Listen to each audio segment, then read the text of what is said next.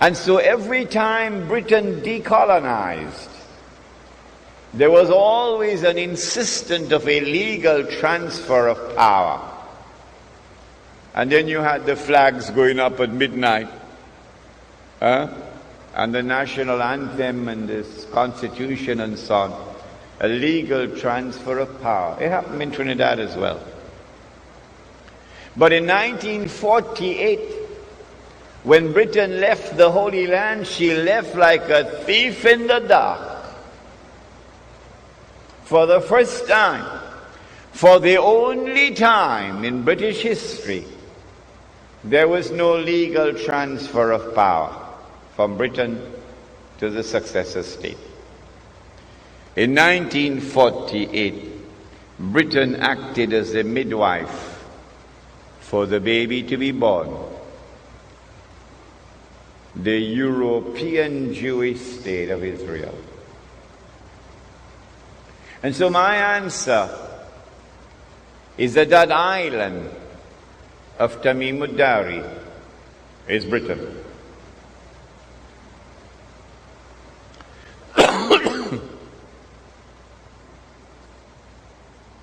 The Prophet said, sallallahu ta'ala alayhi wa sallam, about Dajjal,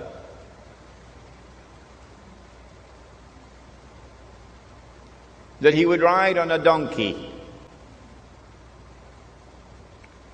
and the donkey would travel as fast as the clouds, and the donkey would have his ears stretched out wide.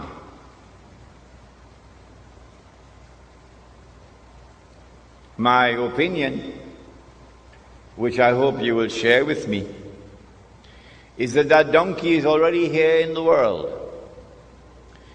This is religious symbolism with which we began the lecture.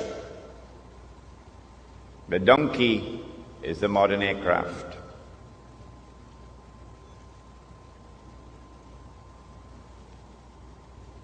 And since the Antichrist brings with him the modern aircraft, the Antichrist commands the skies.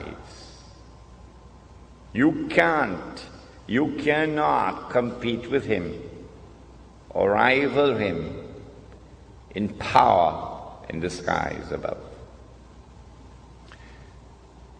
He said that the Antichrist will step into the ocean and the water would reach him up to his knee. Again, I want to suggest to you that we are dealing with religious symbolism here. It is not to be understood literally as a donkey. It is not to be understood literally as a man who is a few miles tall. Rather, it is the technology which allows you to go down to the bottom of the ocean and pick up pieces of an aircraft which crashed and reassemble the aircraft 95%. That technology is in the world today. The Antichrist would be jumping about between the heavens and the earth. Jumping about, said the Prophet, alayhi salatu wasalam. Again, I want to suggest to you that this is not to be interpreted literally, that we are dealing with religious symbolism.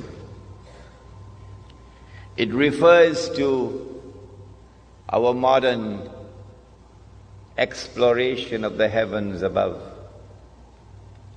The satellites that go around the earth and the shuttle aircrafts that go up and down.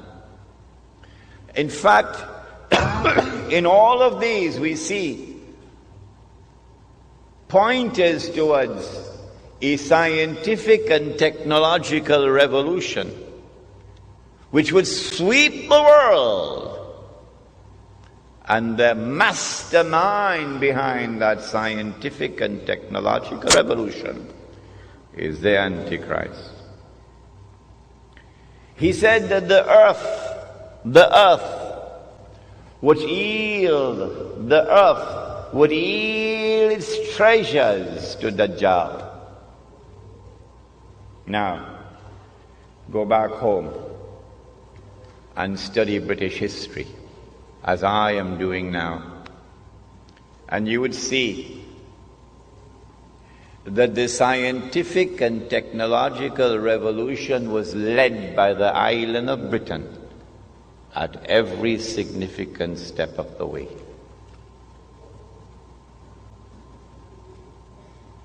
The earth would yield its treasures to Dajjal. Last year,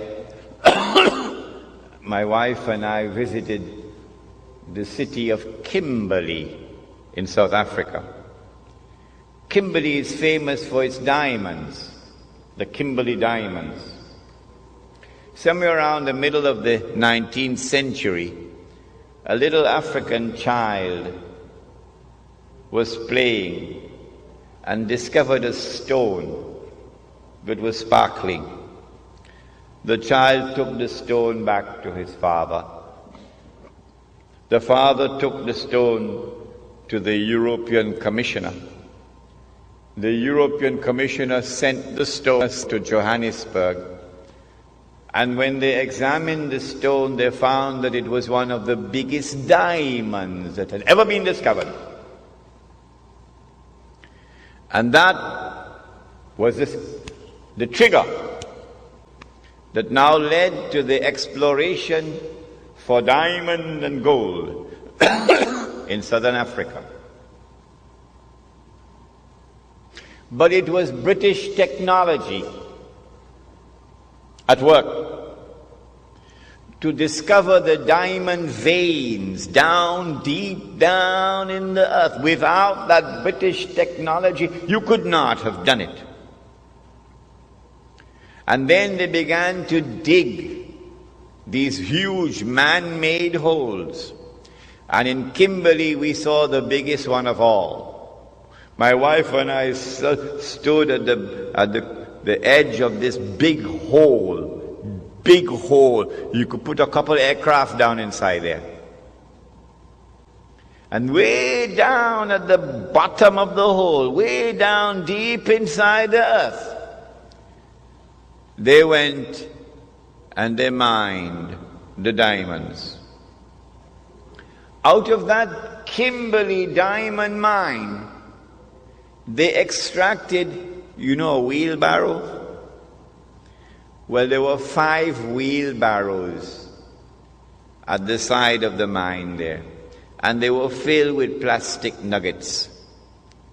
And this was meant to show us how many diamonds were mined at Kimberley before the mine was closed down in 1914. All of that effort of digging this big hole in order to get 5 wheelbarrows filled of diamonds.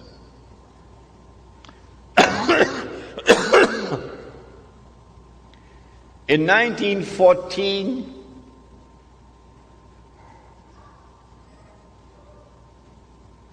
the stage was set. The Zionist movement had taken control of the diamond mines of South Africa and used a man named Cecil John Rhodes as a front man. The Rothschild Bank of Europe, a Jewish bank, financed him. And they were able to harvest all those diamonds and then use the sale of those diamonds to build up a war chest. So by 1914, they could close it down.